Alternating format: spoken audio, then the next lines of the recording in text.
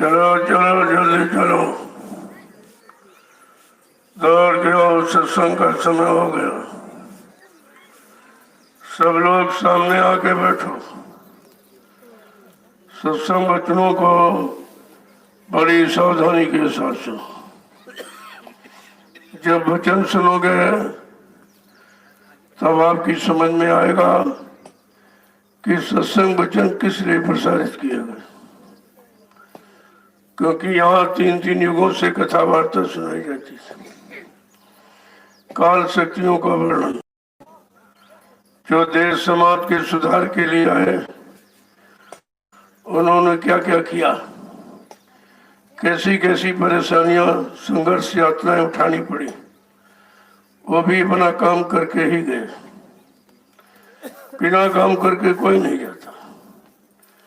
जो काम करके जाता है उसी का तो इतिहास बनता है, उसी की लोग पूजा करते हैं, उसी का गुणानुवाद किया जाता है।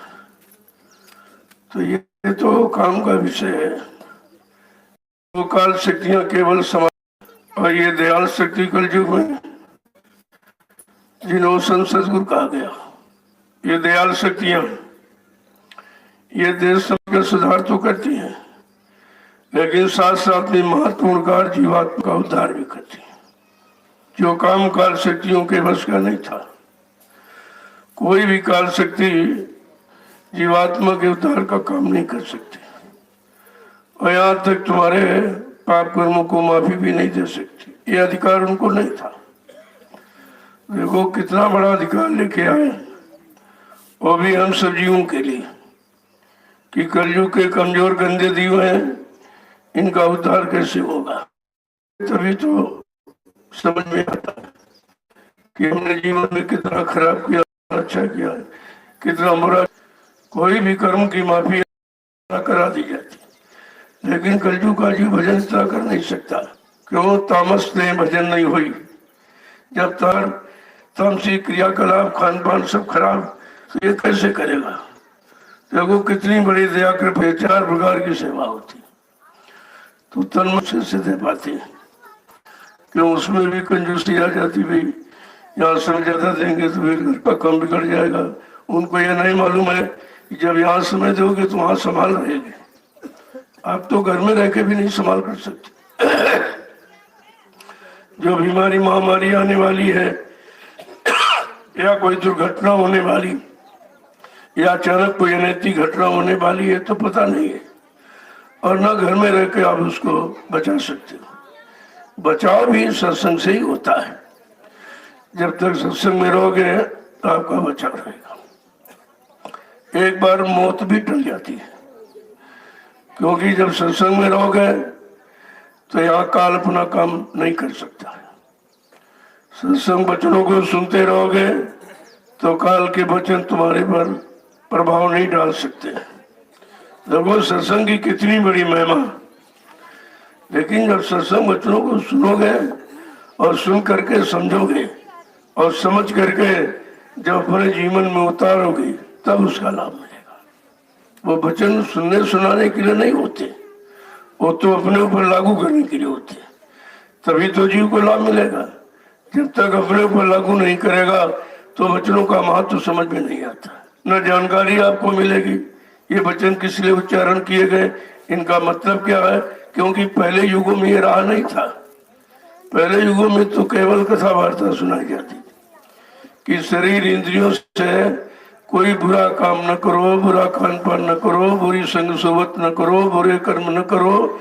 इसलिए ये पूजा पाठ, तीर्थ व्रत, दान, हवन, जप तप, गंगा स्नान, जितने शुभ कर्म कराए, संत महापुरुषों को जीवात्मा के जगाने में कोई परेशानी नहीं होगी। इसलिए सब तीन युगों से शिक्षा दी गई।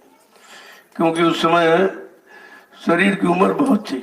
सतयुग में 1 लाख वर्ष की थी यही शरीर। जो हम आप लिए बैठे हैं, इसी शरीर की अवधि 1 लाख वर्ष की थी। और यही मन जो हमारे आप में खराब हो गया, तो इस मन की ताकत हाथी के बराबर थी। संयम, त्याग, वैराग सब था। अच्छा खान पान था, अच्छी संग सोबत थी, और अच्छे लोग कर्म करते थे।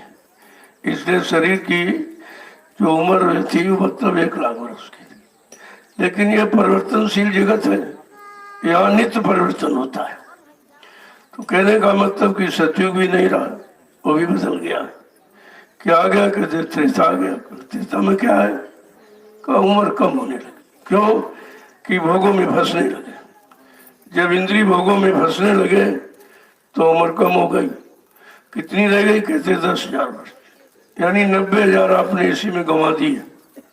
फिर भी बात समझ में नहीं आई कि इतनी लंबी उम्र हमारी जिस गंदे काम में गई है, वो गंदे काम से हमें आपको नहीं करना चाहिए, या उससे छुटकारा ले लेना चाहिए। तो कहने का मतलब त्रेता आ गया तो उम्र 10,000 वर्ष की रहेगी। और मन की ताकत कहते घोड़े के बराबर, जो हाथी के बराबर थी वो घोड़े के बराबर है। संयम त्याग वैराग भी कुछ कम होने लगा। जब भोगों में जीव फंसने लगा तो संयम टूटने लगा। जब संयम और त्याग वैराग कम होने लगा तो उम्र भी कम होने लगी। तो कहते कि मन की ताकत घोड़े के बराबर है। लेकिन इन समय में भगवान का नाम क्या था, ये भी समझना। सतयुग में जब 1 लाख वर्ष की उम्र थी, मन की ताकत हाथी के बराबर थी, संयम त्याग वैराग था, खान पान अच्छा था, तो कहते उसमें भगवान का नाम वो परमात्मा हरि नाम से आया। वो काल शक्ति कम हो गई और संयम त्याग वैराग कम। अब भगवान का नाम कौन? कहते हैं राम नाम चलेगा। देखो हरि नाम उधर हो गया, इधर राम नाम आ गया। लेकिन किसी नाम का विरोध नहीं किया। अगर विरोध करेंगे तो इतिहास खत्म हो जाता है। तो हर युग का के नाम का वर्णन किया गया, उस नाम से क्या क्या काम हुआ वो इतिहास लिख दिया गया। इसके बाद ये भी त्रेता भी बदल गया। कहते क्या? कहते द्वापर आ गया। द्वापर क्या है? कहा इसमें उम्र अब कम हो गई, क्योंकि उधर से भोगों से हटना नहीं हुआ तो उम्र बहुत कम हो गई, 1,000 वर्ष की रहेगी। देखिए कहाँ 1 लाख, कहाँ 10,000, कहाँ 1,000 वर्ष की रहेगी। अब कहते इसमें भगवान का नाम क्या होगा कि उम्र कम है, संयम त्याग वैराग भी कम, खान पान भी कुछ गंदा होने लगा, कुछ कर्म भी गंदे करने लगे लोग। तो कहते कि भगवान का नाम कहते वो भी बदल गया, कृष्ण नाम आ गया। काम कृष्ण नाम चलेगा, अब राम नाम से काम हो गया। हर युग का काम नाम से होता है और इस युग का नाम भी आपको बताया गया है और काम भी बताया गया कि जो नाम उन युगों में आए उन्होंने कौन सा काम किया और किस काम के लिए आए थे। तो ये पता चला कि ये सब यानी समाज देश की व्यवस्था बनाने आए थे। इनका काम ये था कि समाज की, देश की, परिवार की, रहने की, खान पान की, काम करने की व्यवस्था इनकी ठीक कर दी जाए तो ये शुद्ध और पाक साफ बने रहेंगे। ये तैयारी किस लिए? उधर कलयुग के लिए, कि कलयुग में संत पधारेंगे तो उनको जीवात्मा को जगाने में देर न लगे। जब पाक साफ निर्मल पवित्र रहोगे तो कहते जगाने में देर नहीं लगेगी उनको। तो कहने का मतलब द्वापर आ गया और द्वापर में अवस्था ही हो गई। कहते कि द्वापर भी नहीं रहा। देखो जब अच्छे युग नहीं रहे तो ये खराब भी नहीं रहेगा। सुख सदा रहता नहीं तो दुख का भी अंत है, ऐसा नहीं है। जब परिवर्तनशील है, परिवर्तन होता है तो कोई चीज यहाँ स्थायी रूप से नहीं रहेगी। अब ये आ गया कलयुग। कलयुग क्या है? कल इसमें उम्र बहुत कम रहेगी, कि उधर इतना भोगों में फंस गया कि सारी उम्र उसी में गंवा दिया। अब 100 वर्ष की उम्र रह गई आपकी कलयुग में। वो भी नियम संयम से चलोगे तो, अच्छा खान पान करोगे तो, अच्छी संग सोबत करोगे तो, अच्छे कर्म करोगे तो, नहीं तो 50 में खेल खत्म हो गए। और वही रहा लोगों का, जो गंदे खान पान में फंस गए, गंदी संग सोबत में चले गए, गंदे कर्म करने लगे, उनकी उम्र देखो 50 में ही खत्म हो गए। तो कहा कि कलयुग जब खराब आ गया, उम्र भी कम है, त्याग संयम कुछ नहीं, खान पान भी खराब, तो कर्म भी खराब कर रहा, तो इसे कलयुग में फिर भगवान का नाम कौन से होगा? क्योंकि अन्य युगों में अलग अलग आया, तो कलयुग का भी तो भगवान का नाम होना चाहिए। ये किसी ने आपको नहीं बताया, ये जानकारी नहीं थी कि कलयुग में भगवान का नाम क्या होगा। तो लोग पुराने नामों को जपने लगे। कोई सतयुग का नाम जप रहा, हरि नाम, कोई त्रेता का राम नाम सीताराम कह रहा, कोई द्वापर का राधा कृष्ण कह रहा, लेकिन कलयुग का नाम नहीं लिया। अरे भाई, समय के नाम से काम होगा। जब इतिहास बता रहा है तो ये भी आपका काम है। तब गोस्वामी जी महाराज, जिन्होंने रामचरितमानस लिखी, इन्होंने उसका वर्णन किया है कि कलयुग में भगवान का नाम कौन होगा। अगर इसे पढ़ लेते तो तुम पिछले युगों के नाम में समय नहीं खराब करते, क्योंकि वो तो काम करके चले गए, उनसे तुम्हारा काम नहीं होगा।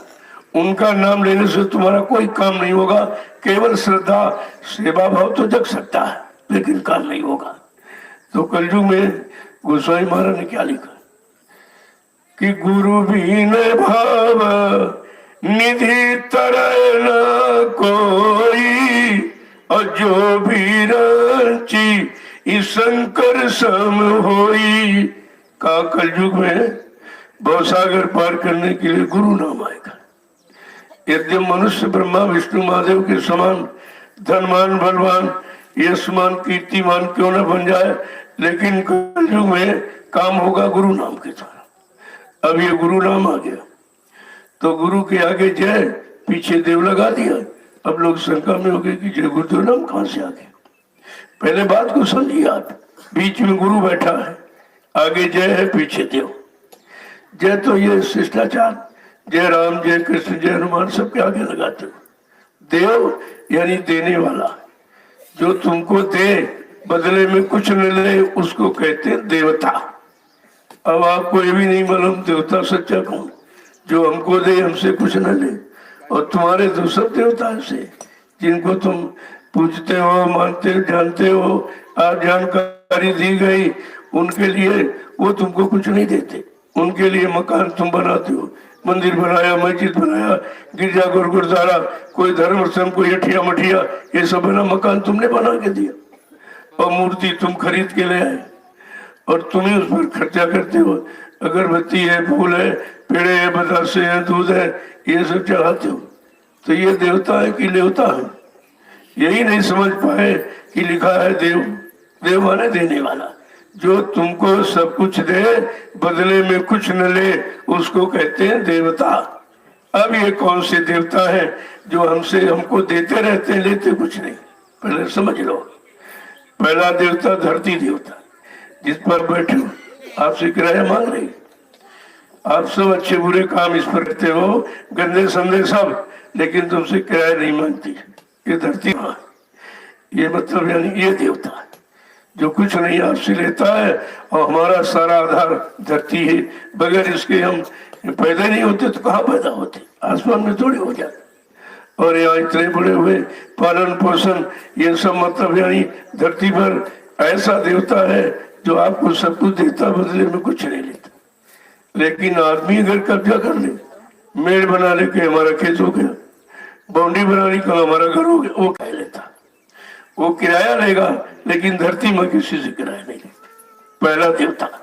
दूसरा देवता सूर्य देवता, दिन भर आपको प्रकाश देता है, आपसे एक नया पैसा नहीं लेता। अगर यही प्रकाश का प्रयोग सरकारी व्यवस्था में करो तो पैसा लगेगा आपको। तीसरे हैं चंद्र देवता। चंद्रमा पूरी रात प्रकाश देता है, और सबसे महत्वपूर्ण चीज जो हमारी जीवन शक्ति है, ऑक्सीजन प्रदान करता है। पूरी रात ऑक्सीजन देता है, और बगैर ऑक्सीजन के हम लोग रह नहीं सकते। तो जीवन शक्ति जो दे रहा, आपसे कुछ नहीं ले रहा। और चौथे हैं कहते वायु देवता, हवा। कितनी ठंडी शीतल हवा चलती है, आपसे कुछ नहीं लेती। अगर सरकार की बनाई एसी है, पंखा है, कूलर है, इनका प्रयोग करो तो पैसा लग जाए आप, बगैर पैसे कोई नहीं देगा। देखिए, और पांचवा है जल देवता। इतनी मूसलाधार बारिश होती है, एक पैसा आपसे नहीं लेती। अगर यहाँ किसी ने अगर पानी की व्यवस्था अपनी बना ली तो बगैर पैसे आपको पानी नहीं देगा। अब तो ऐसा युग आ गया कि पानी भी बिकता, जो प्रकृति की चीज है, जो जल देवता की भी बिक्री हो गई। 20 रुपए में आधा लीटर पानी मिलता आपको।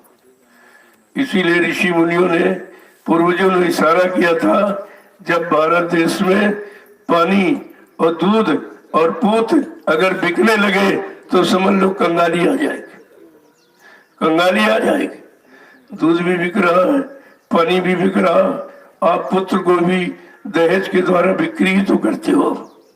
कहा देखो खराब समय आ गया। ये ऋषि मुनि महात्माओं का कथन, उनके वचन कभी झूठ नहीं होते। उन्हें आगे तक दिखाई देता है क्या होने वाला है, कैसा समय आने वाला है, कितना खराब समय आए, हम लोग कैसी कैसी यानी स्थितियों में परिस्थितियों में फंसते चले जाएंगे, ये सब आगा करते।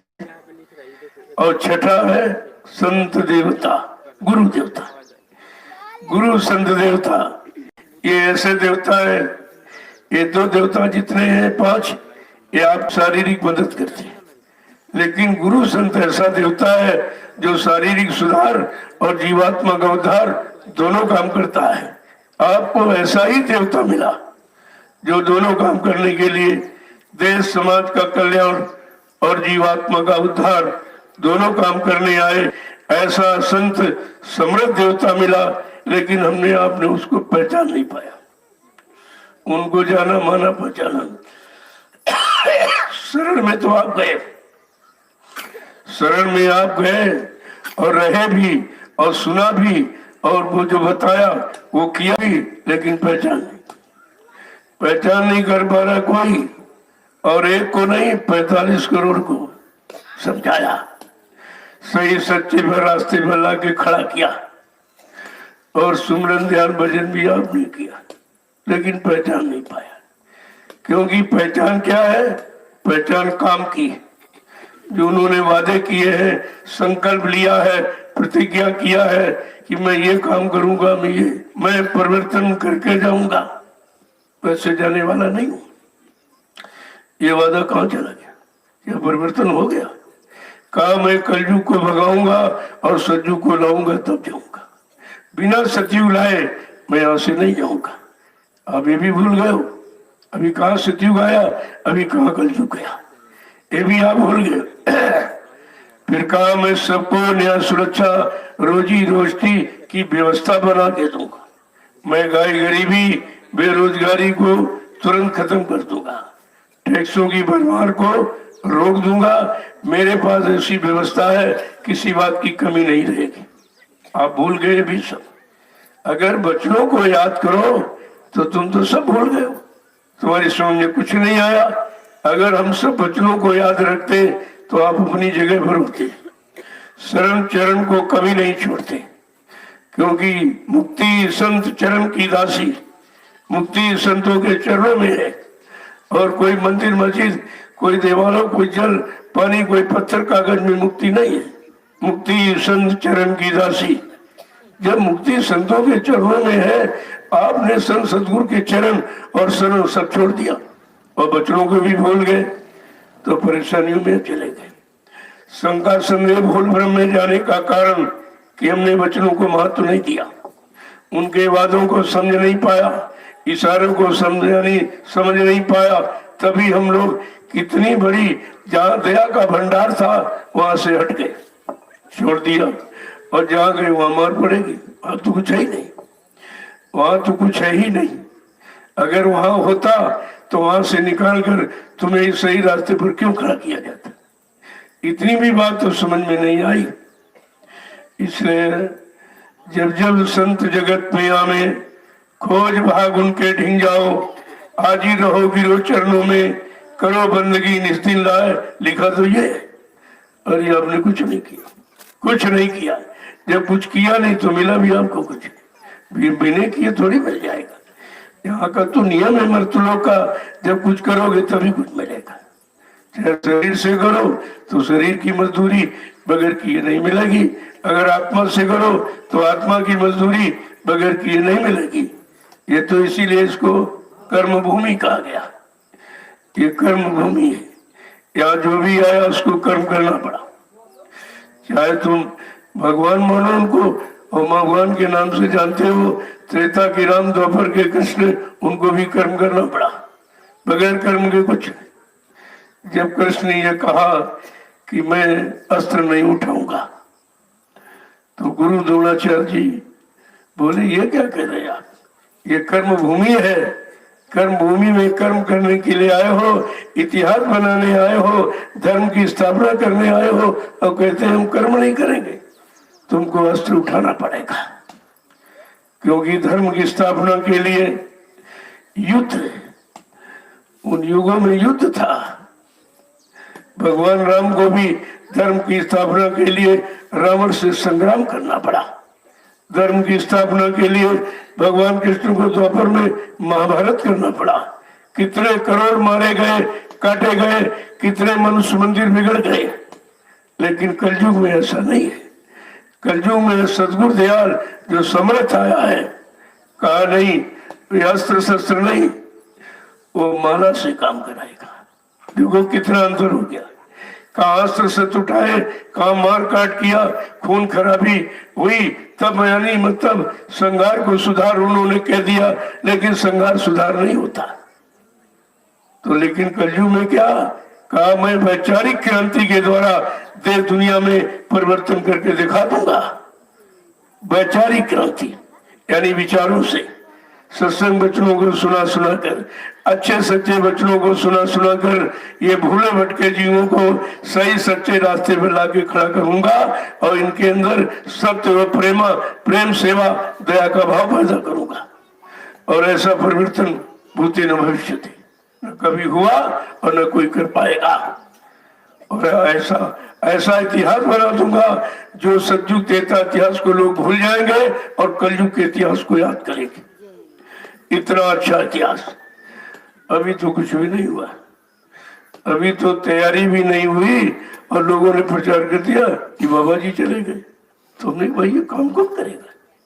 ये अभी तो कोई वादा पूरा नहीं किया, कोई वचन पूरा नहीं किया, कोई संकल्प प्रतिज्ञा पूरी हुई नहीं, और कहते चले गए। तो क्या झूठे थे कि आपने झूठ बोलने वाले को गुरु बनाया था? ये सब आपको बताना पड़ेगा। आगे समय आ रहा, ये सब जानकारी आपसे ली जाएगी, क्योंकि इतनी बड़ी जानकारी किसी ने भूमंडल पर नहीं दी है जितनी बाबा जय गुरुदेव जी महाराज ने। उन्होंने घूम घूम कर पूरे हिंदुस्तान में कोई प्रांत, कोई जिला, तहसील, ब्लॉक, शहर, कस्बा, गली, गांव कुछ छोड़ा नहीं था जहाँ पे जानकारी न दी। दरवाजे दरवाजे गौरव पुकार लगाई गई और कोई ये नहीं कह सकता कि हमको जानकारी नहीं थी। और एक दिन नहीं, 60 वर्ष, 10 जुलाई 1952 से 2012, ये 60 वर्ष आपको जानकारी दी और तुम्हारी समझ में कुछ नहीं आया, कुछ भी नहीं आया। अरे 60 वर्ष जिसने मेहनत की है, परिश्रम किया है, सबको जानकारी दी, अच्छे सच्चे रास्ते पर लाके खड़ा किया, जीवात्मा के उद्धार के लिए नाम का आधार पकड़ा दिया, लेकिन आपने कुछ भी नहीं समझा, किसी की समझ में नहीं आया। और 60 वर्ष के बाद जो लीला हुई है उसे भी कोई नहीं समझ सकता। तो लीला तो लीला होती, अगर लीला लोग जान जाए तो लीला किस बात की? अगर राज सब समझ जाए तो फिर राज किस बात का है? ये तो बात आपको समझनी चाहिए। जैसे पांडवों को अज्ञातवास हुआ और 12 वर्ष का और 1 वर्ष का बात कह दिया है, तो उनको क्या कहीं वो चले गए थे, कहीं धरती में समा गए थे, यहीं रहे और पहचान किसी नहीं पाया। थोड़ा सा रूप बदल लिया और इसी में लोग नहीं पहचान पाए। सबके सामने अपना अज्ञातवास पूरा कर लिया, अज्ञातवास पूरा कर लिया, समझ में किसी के नहीं आया। तो वो तो काल शक्तियां थी, जब उनका राज समझ में नहीं आया तो इस समृद्ध दयाल शक्ति का राज कौन जान जाएगा? किसी मानव इंसान के बस की बात है या मानव बुद्धि के बात ये परे है? कहा था मेरा काम मानव बुद्धि के परे होगा। न मनुष्य सोच सकता है, न मनुष्य कर सकता है, न मनुष्य विश्वास ही कर सकता। ऐसा काम करके दिखाऊंगा, उस चमत्कार को हिंदुस्तान ही नहीं सारा विश्व नमस्कार करेगा। जय गुरुदेव। इतनी बड़ी चीज हमें आपको दी गई, लेकिन हमने आपने उस समर्थ मालिक को बिल्कुल नहीं पहचाना, जो हमारे लिए आए, हमारी जीवात्मा के कल्याण के लिए आए, हमारे सुख समृद्धि के लिए आए, लेकिन हमने उनको पहचान नहीं पाया। इसलिए क्योंकि आपने गुरु से प्रेम नहीं किया था। संसारी व्यक्ति किसी से प्रेम करता है तो जात पात कुछ नहीं देखता, एकदम कुर्बान हो जाता। जात पात कुछ नहीं देखता, गरीबी अमीरी कुछ नहीं, पढ़ाई लिखाई कुछ नहीं देखता, कुर्बान हो जाता। अगर इसी तरह का प्रेम हमने आपने अपने गुरु से किया होता तो आज आप कहाँ खड़े होते, कितना बड़ा काम हो जाता। लेकिन वो सांसारिक भी प्रेम नहीं कर पाए और गुरु को बोल गए। इसलिए महापुरुषों ने ये सब यानी मतलब अनुभव कराने के लिए सब कहा उन्होंने। जय गुरुदेव, जय गुरुदेव, जय गुरुदेव, जय गुरुदेव। नाम किसका? प्रभु का। जय गुरुदेव। नाम किसका? प्रभु का। जय गुरुदेव। नाम किसका? प्रभु का। प्रभु का प्यारा नाम। जय गुरुदेव। सम्राट दाता दयालु पूज्य स्वामी जी महाराज आज के इस प्रातःकालीन नैमिषारण्य की तपोभूमि पर लघु सत्संग में सम्मिलित होने वाले समस्त सत्संगी प्रेमी जनों, बड़ा सौभाग्य होता जीव का जब ये घड़ी मिलती है संत महापुरुषों के दर्शन दीदार की, उनकी वचनवाणी सुनने की। बड़े सौभाग्य। देखिए इसीलिए लिखा कि पुण्य पुंज बिन मिले न संता, और संत बिना सूझे नहीं बनता।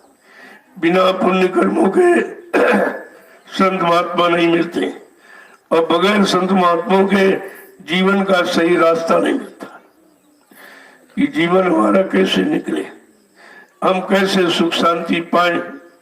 जब तक शरीर में रहे सुख शांति से रहे, और शरीर में ही रहते रहते अपनी जीवात्मा का कल्याण भी कर ले तो हमारे दोनों बन जाए। यानी लौकिक पारलौकिक, भौतिक आध्यात्मिक, जिस्मानी नूरानी, अंतर्मुखी बहिर्मुखी का हमारे दोनों बन जाएगा।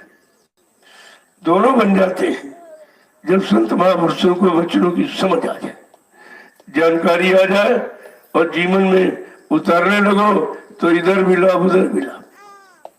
देखो दोनों तरफ का लाभ है, लेकिन हम किसी तरफ का लाभ नहीं ले पाए क्योंकि हमने आपने उनके वचनों को सुना नहीं। कानों ने तो सुना लेकिन मन ने स्वीकार नहीं किया। तो ये शैतान मन अगर स्वीकार कर लेता तो इसकी रहनी गहनी बदल जाती। जो भोगों की तरफ भाग रहा, रात दिन उसी की तलाश कर रहा, उसी की तरंग उमंग उठाता है, ये सब खत्म हो जाता और इधर नाम के साथ जुड़ जाता। जब नाम के साथ जुड़ जाता तो काम हो जाता, नाम से ही तो काम होगा। तो जरा महापुरुषों के दो वचन सुन लीजिए। अगर ऐसे में करता रहूंगा तो आपको मनगढ़ंत बात अपनी तरफ से बना चुना के कह रहे, तो जरा वचनों को सुन लीजिए तो आपकी समझ में आ जाएगा। संत मत के प्रेमियों के लिए बड़ा ही साफ लिखा गया है कि प्रेम से प्रकट होए मैं जाना। महापुरुष ने क्या कहा कि मैं प्रेम से तो प्रकट हो जाऊंगा, जहां चाहो वहां बुला लो, जो चाहो वो करवा लो, लेकिन रुपए पैसे धन दौलत सामान से हमें कोई खरीद नहीं सकता, ये बिक्री नहीं होती है। तो उन्होंने यानी संत मत के प्रेमियों के लिए लिखा क्या है कि प्रेमी सुनो प्रेम की बात, प्रेमी सुनो प्रेम की बात, प्रेमी सुनो प्रेम की बात, प्रेमी सुनो प्रेम की बात। ऐ संत मत के प्रेमियों, ऐ संत मत के साधकों, जरा प्रेम की बात सुनो, क्यों प्रेम जीवन का सार है। उसे बगैर प्रेम या आप किसी से कुछ नहीं ले सकते। आधार तो प्रेम ही हमारा है, चाहे शरीर का हो चाहे आत्मा का हो। लेकिन आत्मा के प्रेम को नाम के देने वाले नामी अनामी से प्रेम करेगी तब उसका काम होगा। और इधर शरीर इंद्रियों के इधर आप यम करते हो तो इसमें लगे पड़े हो। इस प्रेम से कितना भारी नुकसान हुआ कि वो प्रेम छूट गया, उस प्रेम की तरफ नहीं चल पाए, उस प्रेम को समझ नहीं पाए कि सारा प्रेम जो था वो सब इसी भोगों में खर्च कर दिया और मिला आपको कुछ नहीं। क्या कह रहे हैं कि सेवा करो प्रेम से गुरु की, सेवा करो प्रेम से गुरु की, सेवा करो प्रेम से गुरु की, सेवा करो प्रेम से गुरु की, और दर्शन पर बलि बलि जात, और दर्शन पर बलि बल जात, और दर्शन पर बलि बलि जात, और दर्शन पर बलि बल जात। ओ प्रेमी सुनो प्रेम की बात, प्रेमी सुनो प्रेम की बात। तो प्रेम से गुरु की सेवा करो। सेवा का मतलब है उनके वचनों का पालन करो। हुकुम आदेश का यानी पालन करना ही सेवा है। और जब हुकुम आदेश का पालन करोगे तब ये शैतान मन उधर से इधर हटने लगेगा। जैसे भोगों से हटा और इस नाम को पकड़ा, नाम की साधना में लग गया तो बहुत जल्दी काम हो जाएगा। यही हमें आपको करना है। कहा तो सेवा करो प्रेम से गुरु की। गुरु की सेवा प्रेम से होती है, धन दौलत रुपए पैसे नहीं होती। आदेश हुकुम हो जाए फौरन उसका पालन करो। पता नहीं कौन सी दया मिल जाए, कौन सा काम हो जाए। आदेश हुकुम को अभी तक लोग नहीं समझ पाए। कोई भी किसी तरह का आदेश हो फौरन उसमें एकदम चल पड़ो, पता नहीं कौन सी दया हो जाए, कौन सा काम मिल जाए, किस पर खुश हो जाए, किस पर रीझ जाए, यही तो नहीं मालूम लोगों को। तो कहते हैं सेवा से रिश्ते, रुपए पैसे सामान से नहीं, सेवा से। वो भी सेवा प्रेम से, निस्वार्थ, कोई लालच न हो, कोई लोभ न हो। देने वाला तो देगा ही, और तुम्हें भी नहीं जानते क्या इनके पास है और क्या दे देंगे। तो कहते तुम मांगने की आदत छोड़ दो, देने वाला तो तुमको देगा जो जरूरत समझेगा।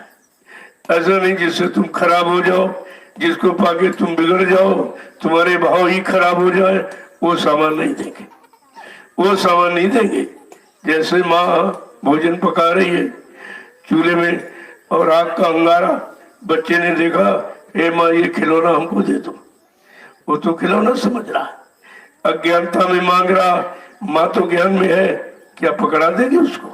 क्या उसको मुंह ममता आएगी तो बच्चा जल जाएगा। उसको मालूम है कि ये खिलौना नहीं है, ये इसका भूल और भ्रम है। इसी तरह से ये भोगों के खिलौने जो मांगते हो, उन्हें मालूम है ये खिलौना नहीं है, ये इसके फंसने का कारण है। इसमें फंस जाएगा फिर ये निकल नहीं पाएगा। इसलिए उतना दिया जाएगा, साईं उतना दीजिए जामे कुटुंब समाए, मैं भी भूखा न रहूं और साधु न भूखा जाए।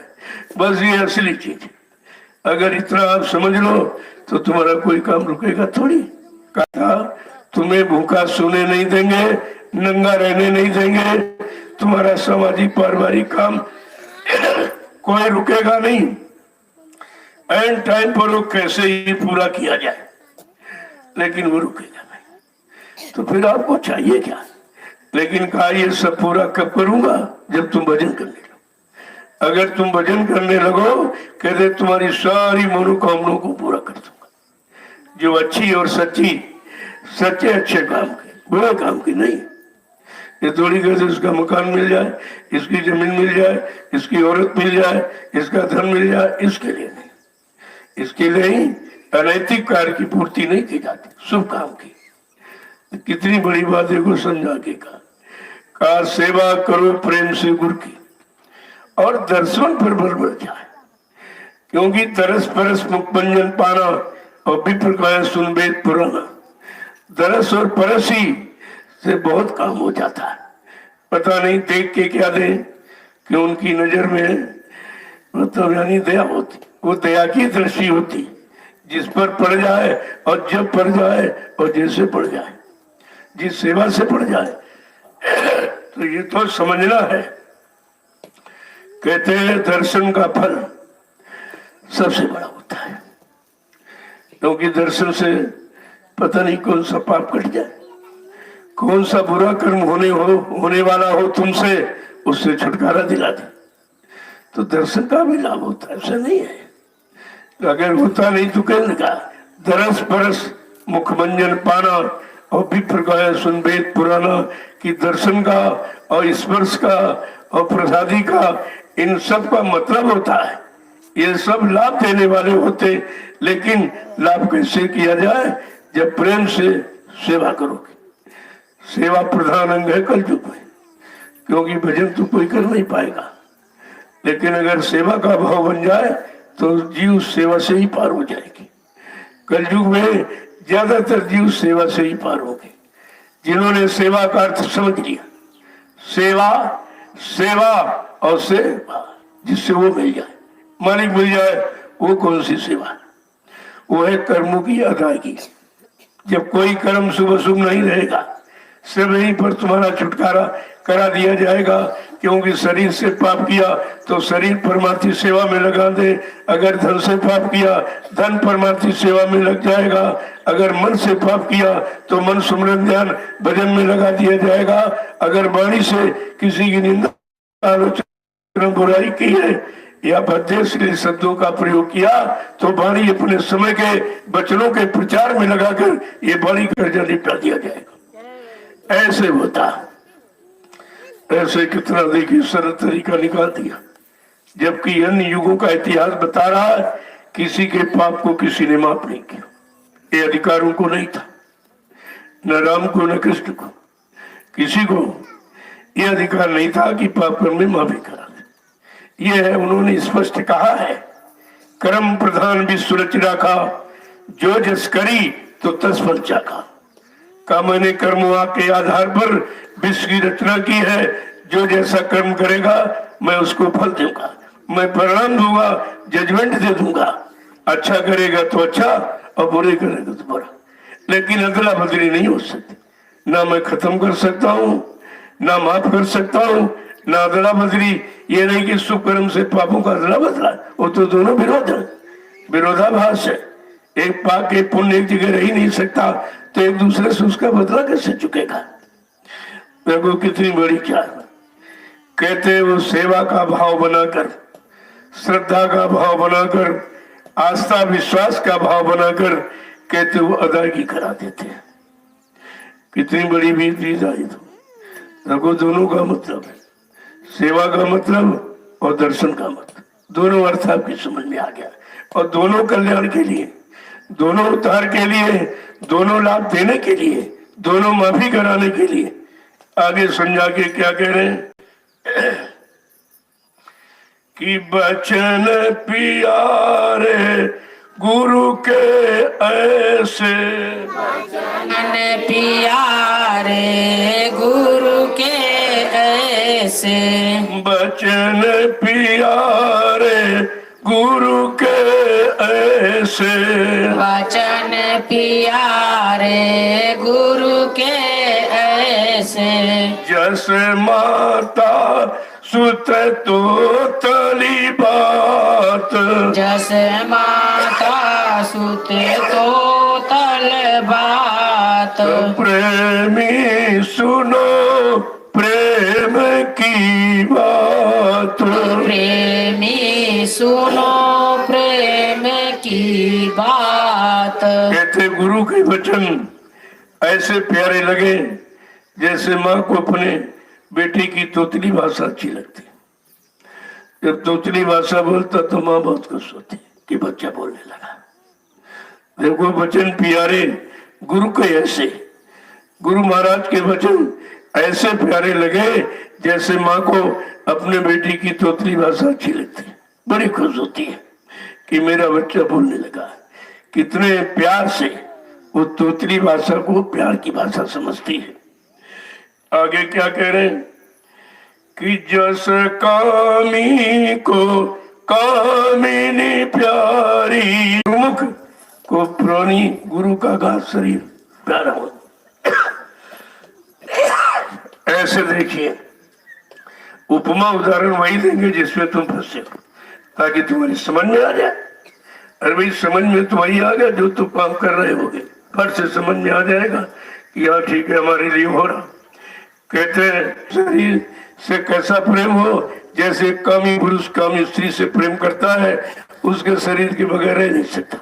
आगे क्या दे रहे हैं कि खाते पीते चलते फिरते, खाते पीते चलते फिरते, खाते पीते चलते फिरते, खाते पीते चलते फिरते, सोवत जागत बिसर न जात, सोवत जागत बिसर न जात, सोवत जागत बिसर न जात, सोवत जागत बिसर न जात।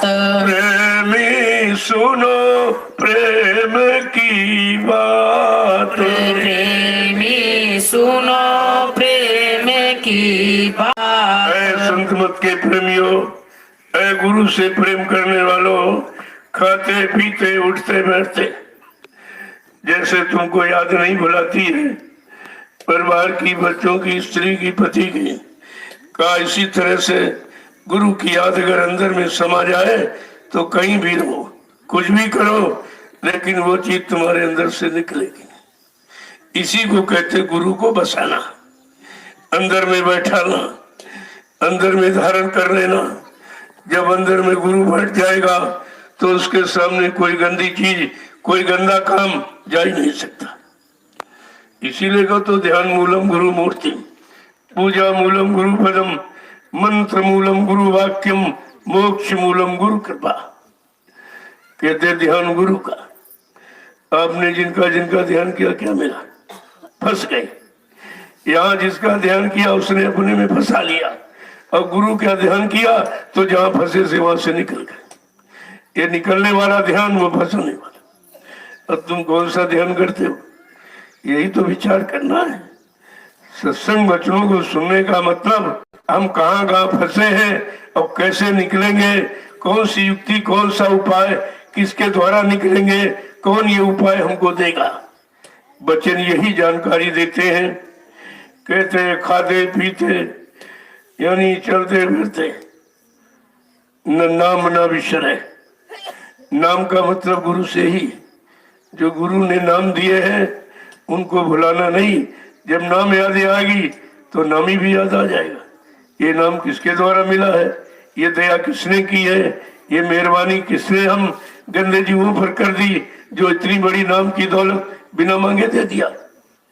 आगे क्या कह रहे हैं कि खटकत रहे बाल जो ही अरे, खटकत रहे भाल जो ही में, खटकत रहे बाल जो ही में, खटकत रहे बाल जो ही में। दर्दी क्यों, दर्दी के क्यों दर्द समात, दर्दी क्यों क्यों दर्द समात, दर्दी के क्यों दर्द समात, दर्दी के क्यों दर्द समात। कहते वचन कैसे लगे, जैसे कांटा चुभ जाता है तो दर्द निकलता नहीं है, बराबर दर्द मिलता है। जहां भी रहो लेकिन दर्द की तरफ ध्यान रहता है। का ऐसा दर्द जब नाम का और नामी अनामी का जब ये दर्द समा जाएगा तो निकल नहीं सकता हृदय से। मीरा के समा गया नहीं निकला, सहजोबाई के समा गया नहीं मिला, कबीर और नानक पलटू रविदास अंदर समा गया, नहीं निकला।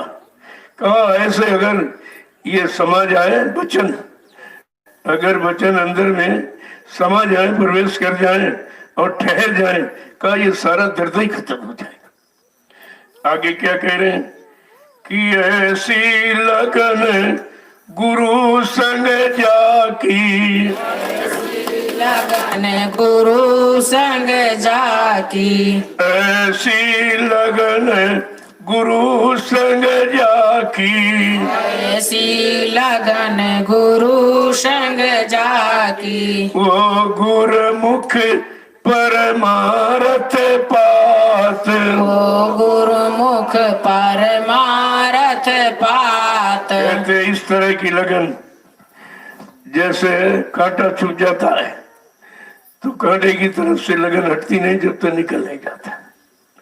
अगर ऐसे गुरु के वचन लगने लगे कि जब तक गंदगी नहीं निकल जाएगी, भोगों से नहीं हट जाएंगे, काम को लोभ मोह अहंकार का भाव नहीं बन निकल जाएगा, कहा तब तक हमें लगन लगानी ही है।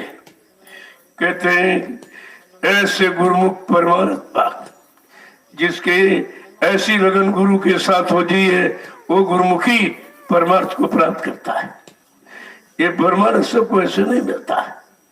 कैसी लगन जैसे कांटा लग जाता, खटकता रहता है। ऐसे वचन सुनो तो अंदर में खटक रहे कि हम काम में फंसे, क्रोध में फंसे, लोभ में फंसे, मोह में फंसे, अहंकार में फंसे, कितने बड़े बड़े कांटे जो दिन रात चुभ रहे हैं और समझ में नहीं आता है। आगे क्या कह रहे हैं कि जब लगे गुरु प्यारे नहीं ऐसे, जब लग गुरु प्यारे नहीं ऐसे, जब लगे गुरु प्यारे नहीं ऐसे, जब लग गुरु प्यारे नहीं ऐसे, तब लग हिरसी जानो जात, तब लग हिरसी जानो जात। प्रेमी सुनो प्रेम की बात, प्रेमी सुनो प्रेम की बात। जब तक ऐसी लगन सदगुरु गुरु से नहीं होगी, तब तक ये ईर्षि माने हिरास, ये जीवन बर्बादी हो रहा है, ये खत्म हो रहा है, मिल कुछ नहीं रहा। देखो कैसी कैसी बात करते हैं कि ऐसी लगन होनी चाहिए, जैसे कांटा लग जाता है तो कांटे से मन हटता नहीं, जब तक निकल न जाए तब तक बराबर लगन उसी में लगी रहती है। वो दर्द ऐसा होता है। ऐसे वचनों का दर्द होना चाहिए कि वचन हमारे लिए क्यों उच्चारण किए गए, क्या क्या निकालने के लिए और क्या रखने के लिए वचन ये कह रहे हैं। कहते काम क्रोध लोभ मोह अहंकार ईर्षा राग तो इसको निकालने के लिए, और शील क्षमा संतोष बिना विवेक रखने के लिए कह रहे हैं। ये रखो, ये निकाल दो, उसकी जगह पर इसको रख लीजिए, कहते तुम्हारा सब ठीक हो जाएगा। काट भी बताते हैं कि काम का काट, क्रोध का काट, लोभ का काट, मोह अहंकार का काट क्या, शील क्षमा संतोष विरह और विवेक। जैसे ये आया तो ये सब छोड़ भगे मैदान, ये दिखाई नहीं देंगे आपको। काम क्रोध लोभ मोह छोड़ भगे मैदान, ये सब रास्ते ये अपना पकड़ के निकल जाते हैं। जब ये अंदर में प्रवेश हो जाएंगे, शील क्षमा संतोष विरह विवेक, तो ये कुछ नहीं रहेगा। देखो दोनों चीजें कि किसके कारण ये है कि जब तक ये नहीं अंदर में प्रवेश करेंगे तब तक ये निकलेंगे नहीं, ये शैतान से जाने वाले नहीं है। आगे क्या कह रहे हैं,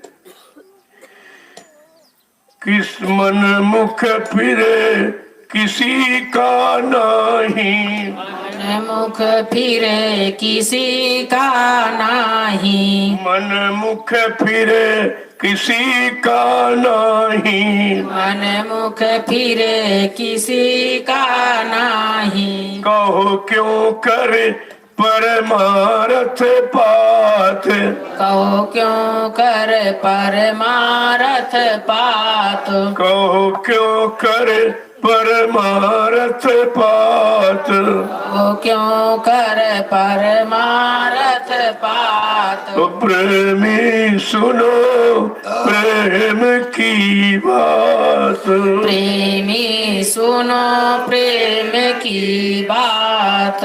देखो गुरुमुख के लक्षण बता दिए। शील समा संतोष मेरा विवेक धारण करता है, निंदा आलोचना बुराई से बहुत दूर रहता है। ये गंदगी है, ये मन को गंदा करने वाली। कहते हैं इससे दूर रहता है, यानी वो गुरुमुखी है। और मनमुखी जो निंदा आलोचना बुराई में लगा है, गंदगी उठाने समेटने में लगा है, कहा ऐसा मनमुख कभी परमार्थ को नहीं प्राप्त कर पाता। परमार्थ पाने के लिए कहा सहज स्वभाव न मन को ठिलाई। स्वभाव बिल्कुल सादा हो और मन में कोई कुटिलता न हो, कोई किसी के प्रति ईर्ष्या राग द्वेष या निंदा आलोचना बुराई का भाव न आने पाए, न बनने पाए, तब तो वो गुरुमुख परमात्मा को प्राप्त कर सकता। अगर इसी गंदगी में रहेगा तो परमार्थ से हजारों को दूर बैठा हुआ। परमार्थ का उससे ज्ञान ही नहीं कि परमार्थ किसे कहते हैं। आगे क्या कह रहे हैं कि सतगुरु स्वामी कहे समुझाई। सतगुरु स्वामी कहे समझाई। सतगुरु स्वामी कहे समुझाई। सतगुरु स्वामी कहे समझाई। अब सतगुरु का पकड़ो हाथ। अब सतगुरु का पकड़ो हाथ। अब सतगुरु का पकड़ो हाथ। अब सतगुरु का पकड़ो हाथ। प्रेमी सुनो प्रेम की बात। प्रेमी सुनो प्रेम की बात। कहते गुरुमुख अपने सतगुरु का हाथ पकड़ता है, वो किसी बहकाने भरवाने के साथ नहीं, उनका हाथ नहीं पकड़ता जो उधर की तरफ घसीटा बुराइयों की तरफ। कहा सतगुरु स्वामी कहे समझाई। अब सतगुरु का पकड़ो हाथ। अगर भवसागर से पार जाना चाहते हो, काल माया के देश से छुटकारा पाना चाहते हो, जन्म मरण से बचना चाहते हो, अपने घर चाहते हो, तो सतगुरु का हाथ पकड़ो और किसी का नहीं। सतगुरु ले जाएगा, गुरु नहीं। गुरु तो यही की बात बताएगा क्या अच्छा है, क्या बुरा है, क्या पाप है, क्या पुण्य। तुम्हें यानी गंदे कर्म, गंदे खान पान, गंदी संग सोबत कर्मों से अलग करेगा। ये गुरु का काम। सतगुरु का काम सत्य माने ईश्वर, गुरु माने मिलाने वाला। जो ईश्वर ब्रह्म पार ब्रह्म महाकाल सतपुरुष से मिलाए, दर्शन दीदार कराए, उसको सतगुरु कहते हैं। कहा तुम सतगुरु का हाथ पकड़ो। अन्य युगों में लोगों ने गुरु का हाथ पकड़ा तो रात पार धन दौलत पा गए, मान सम्मान पा गए, उनकी पूजा हो रही, उनका इतिहास बन गया। लेकिन सारी जीवात्माओं को उनके घर पहुंचाऊंगा। प्रभु कितने बड़े वादे। मैंने 8 वर्ष मंच लगाकर पूरे हिंदुस्तान में घूम घूम कर इन्हीं वादों की जानकारी दी है कि समर्थ मालिक के वादे क्या है। क्या ऐसा कोई भी भूमंडल पर आया है? क्या इस तरह के वादे किसी ने किए हैं हमारी रक्षा हिफाजत के लिए? फिर भी समझ में नहीं आया। जब नाम दान दिया तब भी वादा किया। क्या कहा कि बच्चा मैं अजर अमर देश से आया हूं, जब तक इन जीवात्माओं को अजर अमर देश नहीं पहुंचा लूंगा मैं चैन से बैठने वाला नहीं हूं। जब तक एक भी मेरा जीव यहाँ रहेगा मैं बराबर मौजूद रहूंगा। जब मेरे जगह सारे जीव चले जाएंगे मैं पीछे से जाऊंगा। फिर आप कैसे भूल गए कि हमारी आपकी जीवात्मा जाग गई? क्या घर पहुंच गई? जो कहते पहुंचाने वाला चला गया, फिर इसको पहुंचाएगा कौन?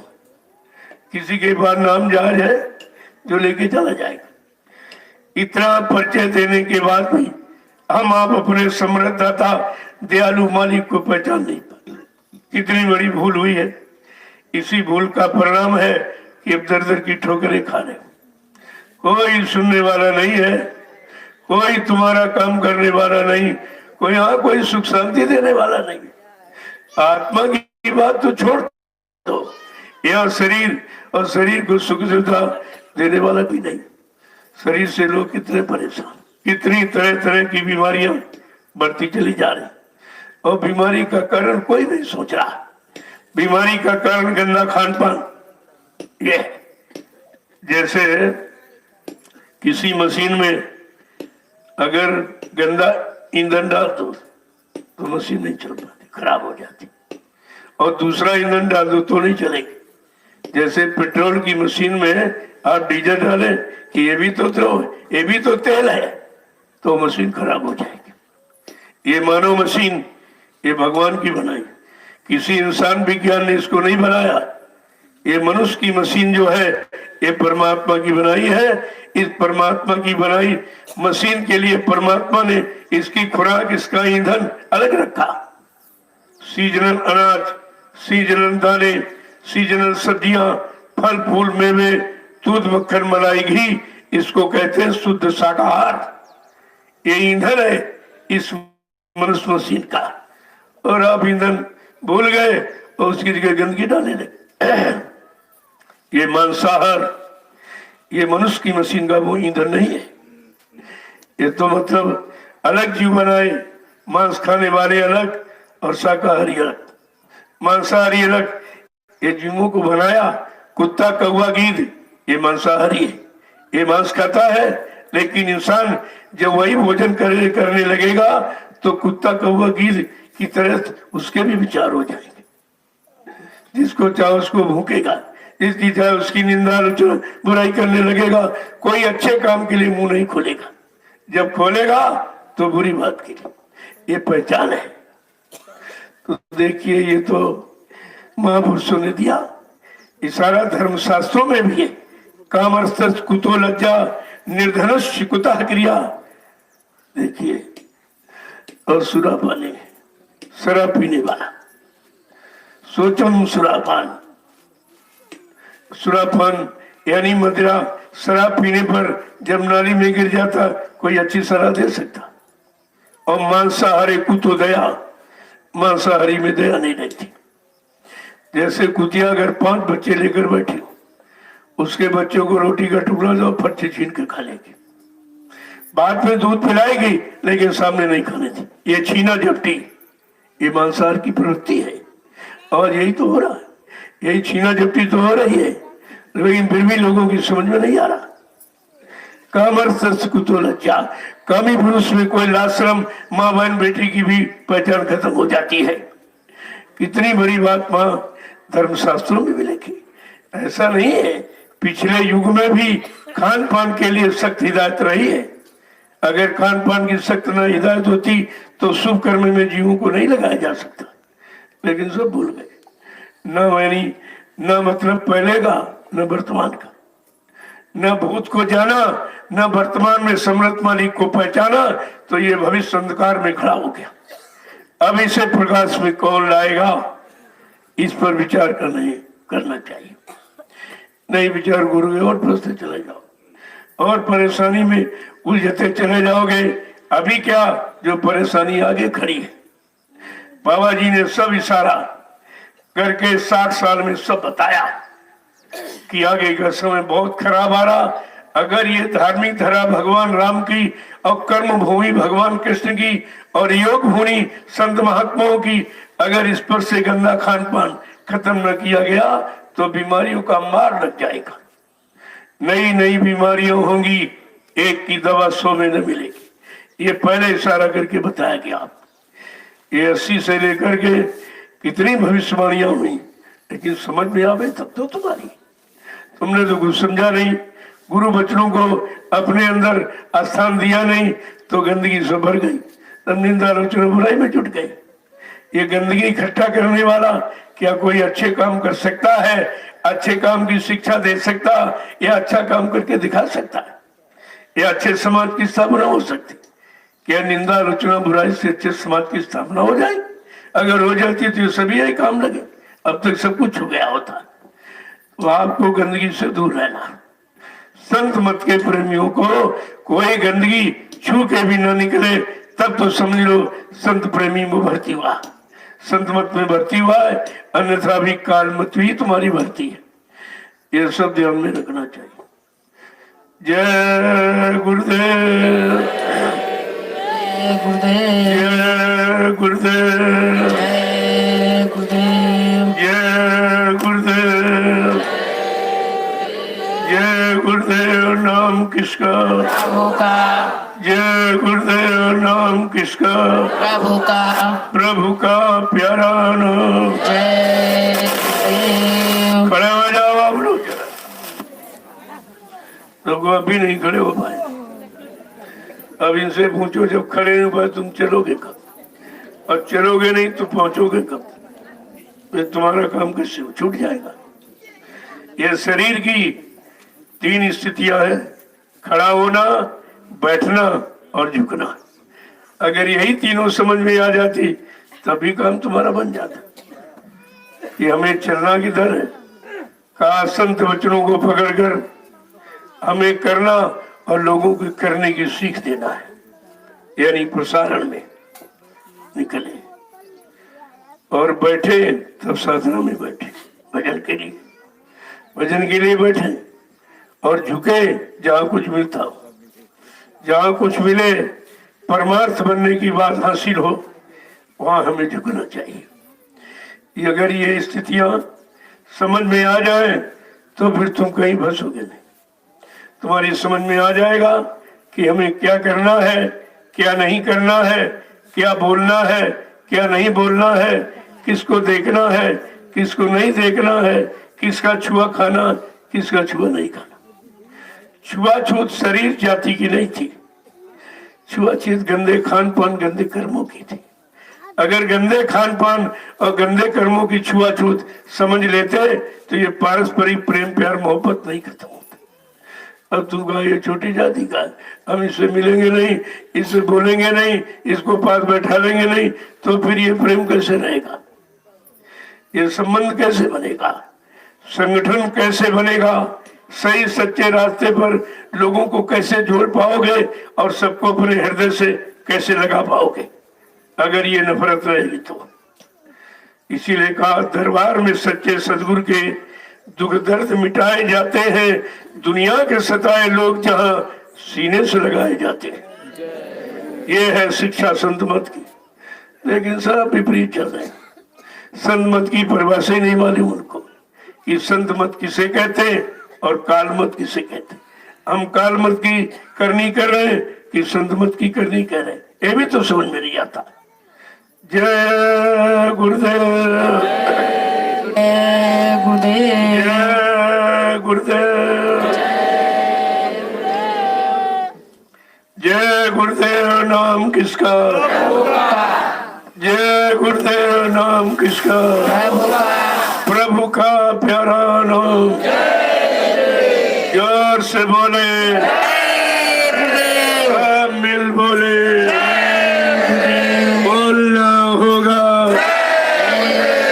अभी से बोले, दुख दर्द हरेंगे, सब कष्ट हरेंगे, सुख शांति भी देंगे, सबके दाता, सबके मालिक।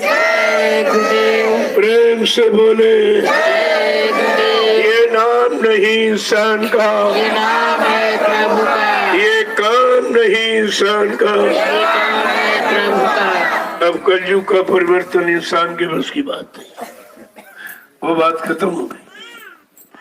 वो कलयुग का जगाया नाम जय गुरुदेव जो प्रभु का है।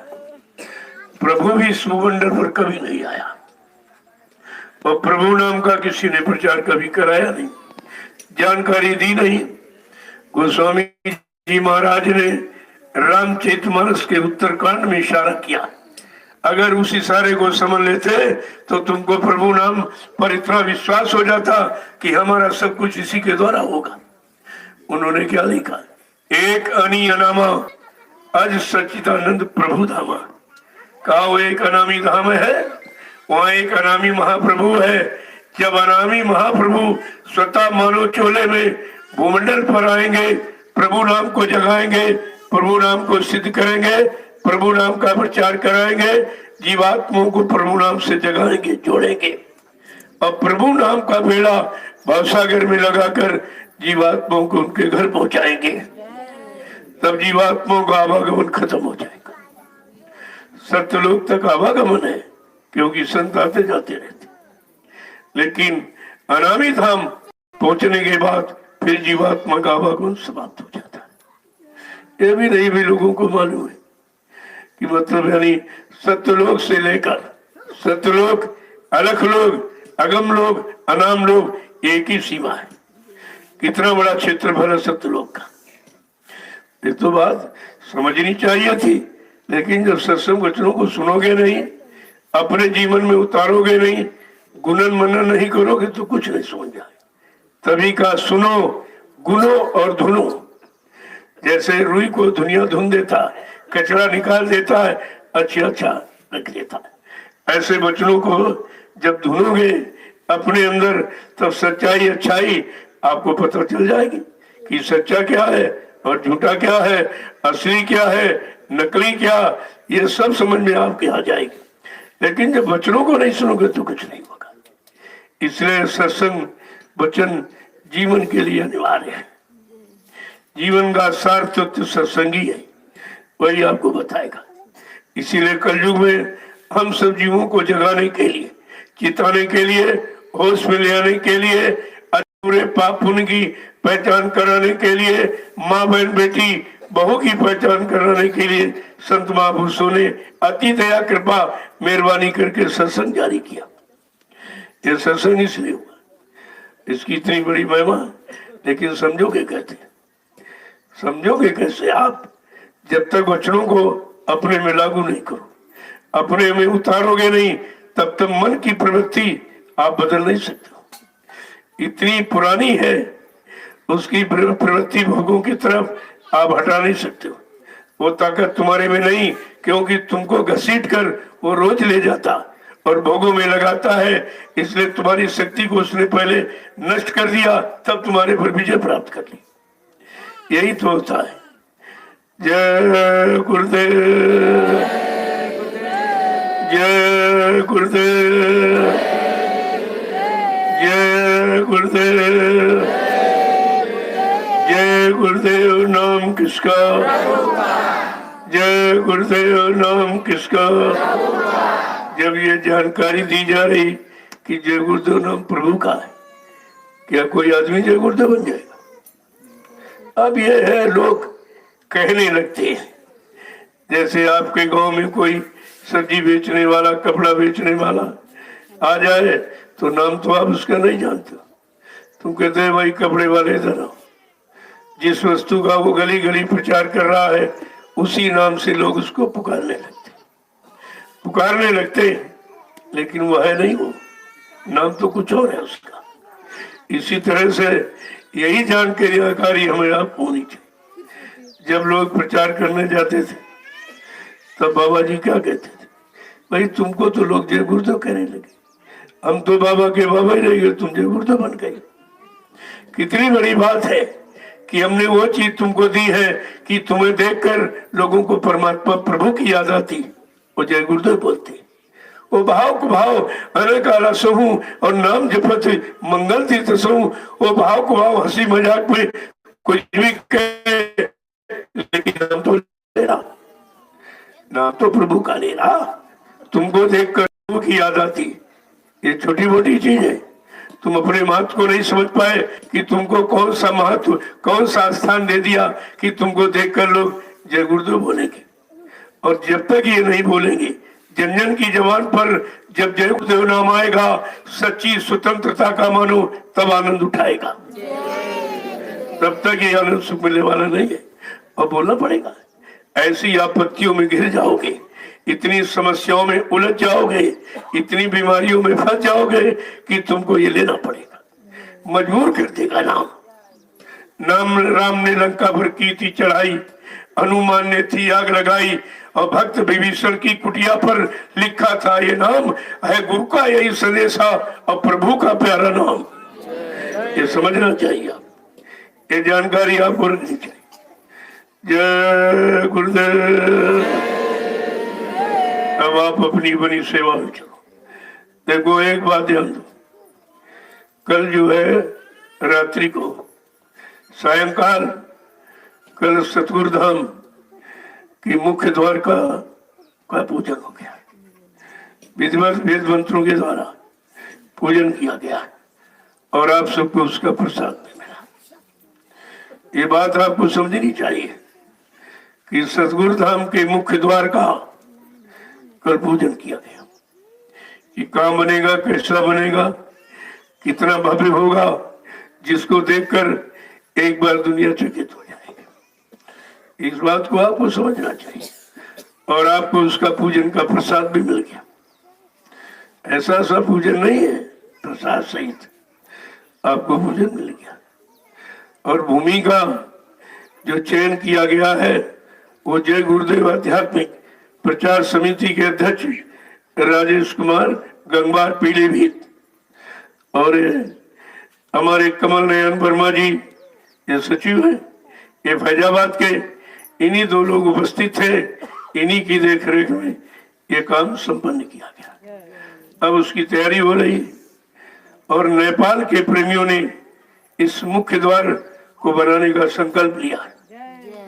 देखो किसी दूसरे देश ने, वो दूसरा देश, ये भारत है वो नेपाल है, दूसरे देश ने संकल्प ले लिया कि ये सतगुरु धाम का मुख्य द्वार का निर्माण हमारी संगत करेगी। सब प्रेमियों ने मिलकर संकल्प लिया है।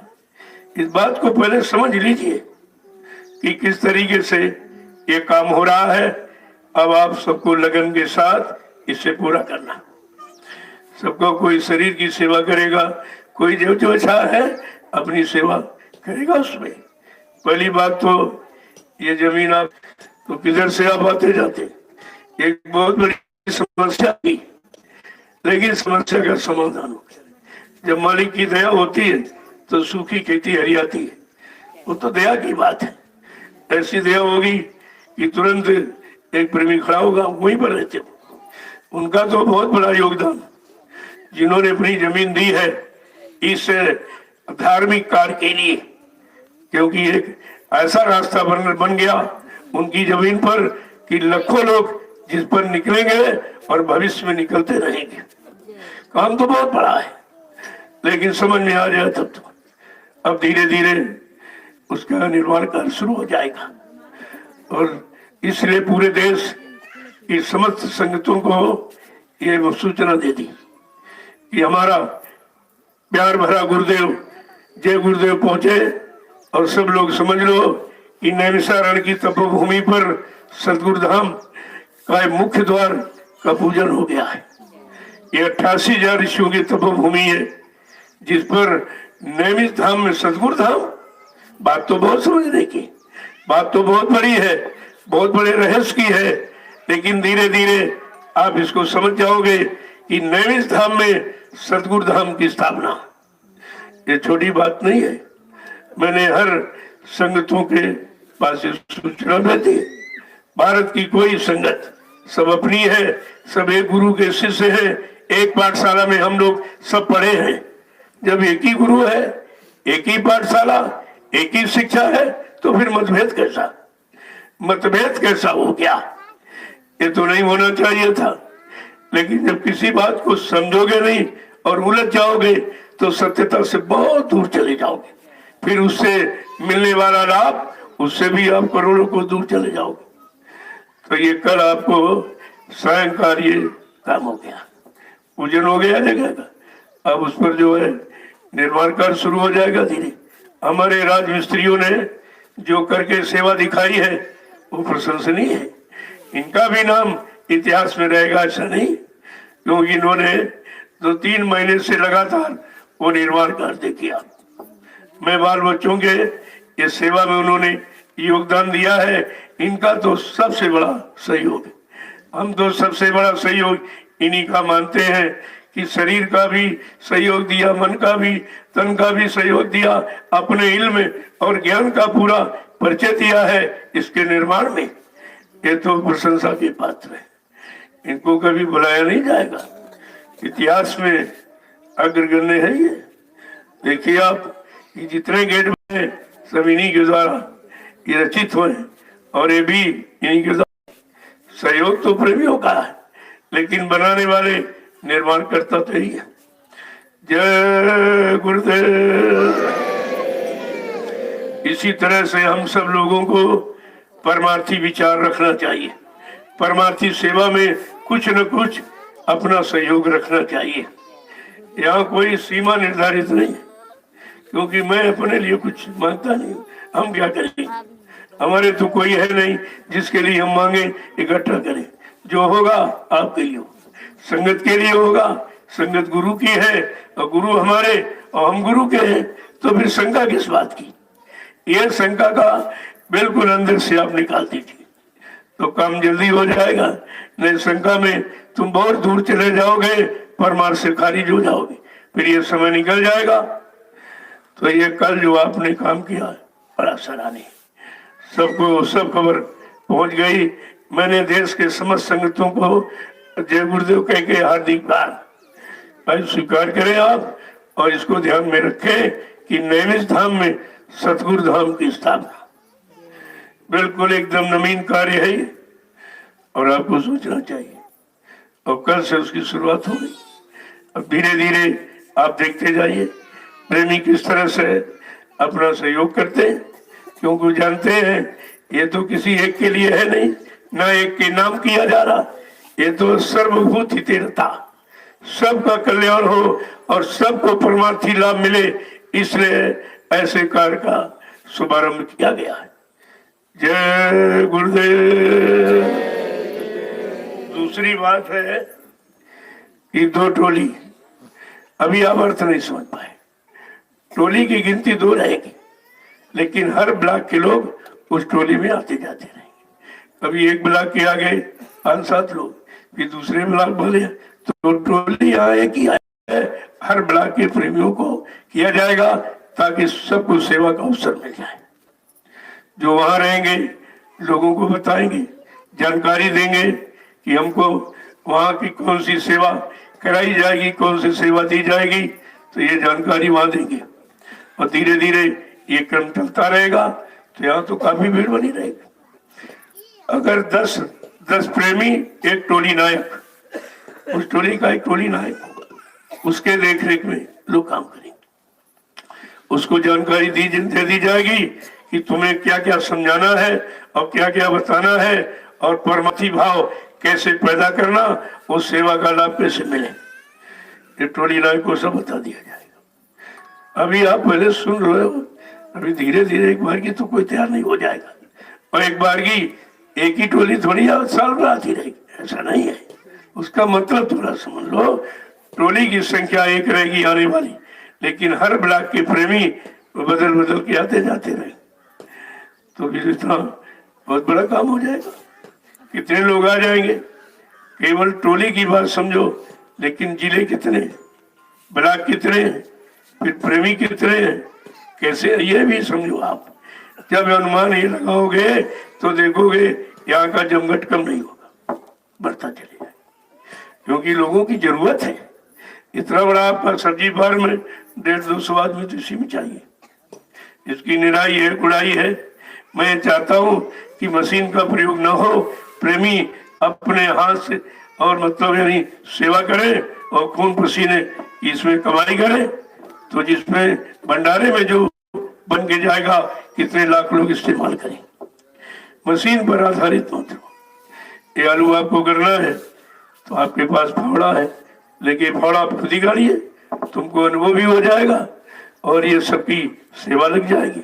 लोगों ने कहा मशीन मंगा दो, हमने नहीं, मशीन की सेवा नहीं, फिर प्रेमियों की सेवा कैसे लगेगी, इनको कैसे मिलेगा।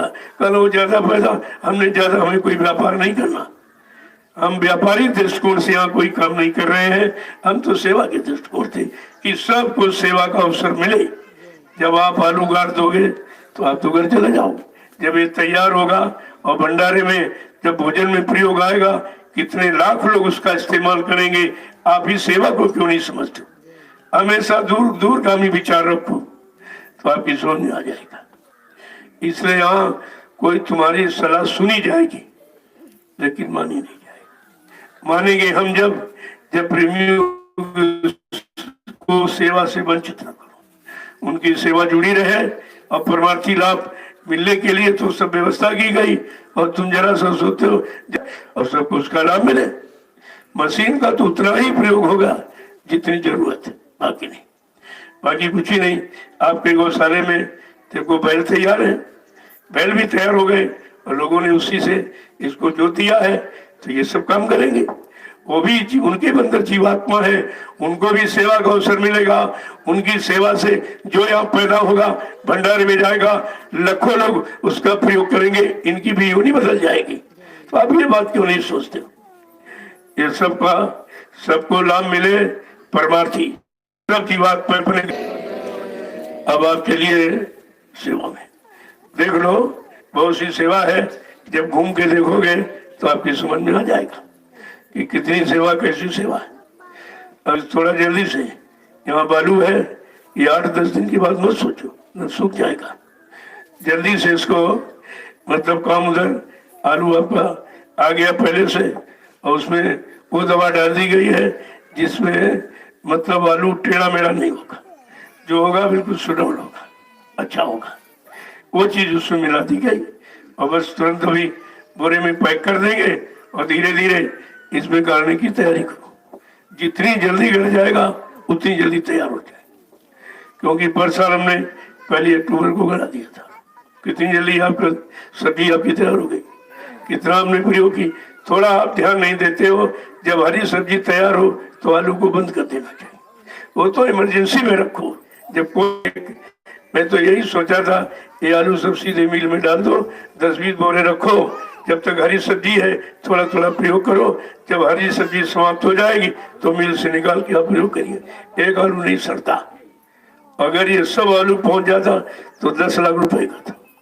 कितनी महंगाई है आलू, और तुमने सड़ा दिया तो मामा, प्याज भी तो हम सड़ा दिया। अब आगे ऐसी कोई व्यवस्था नहीं होगी, इसको पहले से सोच समझ करके इसकी व्यवस्था रखी जाएगी। जितनी जरूरत है उतना ही आप प्रयोग करिए। जब हरी सब्जियां है तो आलू बालू क्यों चिल्लाते? अरे इसको बचा लो, आगे तुम्हारे काम आएगा।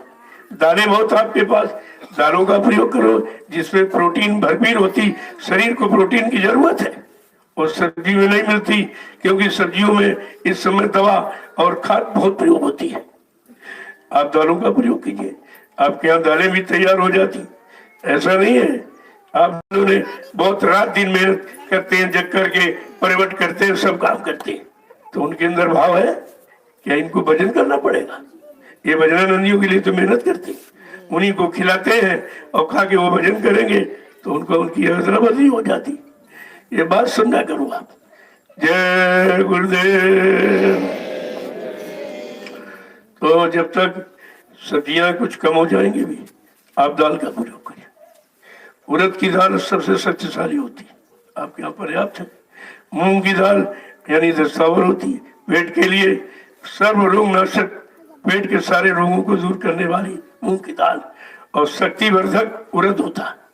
और दोनों चीजें आपके यहाँ पर्याप्त है, तो आप ये चीजों का क्यों नहीं प्रयोग करते? थोड़ा पतली बनाओ, पतली बनाइए जिसमें यानी पानी की मात्रा ज्यादा हो, क्योंकि पानी का प्रयोग आप कम करते हो तभी बीमारियां तुम्हारे पास आ रही। एकदम पतली दाल आप बनाइए, दीजिए इनको, खिलाइए, देखिए आप, क्योंकि लाभ तो पानी का है। जब पानी में दाल बनेगी तो सारा पानी, उसका दाल का तत्व पानी में आ जाता। तो पानी का प्रयोग कीजिए। आपकी गौशाला है, मट्ठे का प्रयोग हो जाए। दूध तो सबको नहीं उपलब्ध हो पाएगा, लेकिन मट्ठा लगभग सभी लोगों को मिल जाएगा, और दूध से मट्ठा 80% ज्यादा फायदा करता। ये सब चीजें, ये भस्मासुर है, जो भी खाओ 1 गिलास मट्ठा मिल जाए सब खत्म, सब हजम हो जाता है। तो ये सब चीजें आपके यहाँ पर्याप्त है, तो उन्हीं में रहकर आपको अपना काम कराना है। जितना है उतनी में बसर करो, क्योंकि अभी इतना तो आमदनी का जरिया यहाँ बनाया नहीं गया कि अब सब चीज ऐसे ऐसे करके। तो अपनी आमदनी देखो, अपनी सेवा देखो, उसी के अनुसार अपने विचार बना लो। कोशिश तो यही किया जा रहा कि भाई अच्छा अच्छा से आपको खिलाया जाए, लेकिन हम देख रहे हैं जितना अच्छा तुमने खाया उतने बुरे काम किए। अच्छा कह के किसी ने कोई अच्छा काम ही नहीं किया, तो कहा जरा भंडारी की रोटी खा लो। ये सूखी रोटी जरा खा के देखिए, अगर 6 महीने आप ये सूखी रोटी खा लो नमक के साथ तो सारी बीमारी खत्म हो जाएगी, कोई बीमारी तुम्हारे अंदर नहीं रहेगी।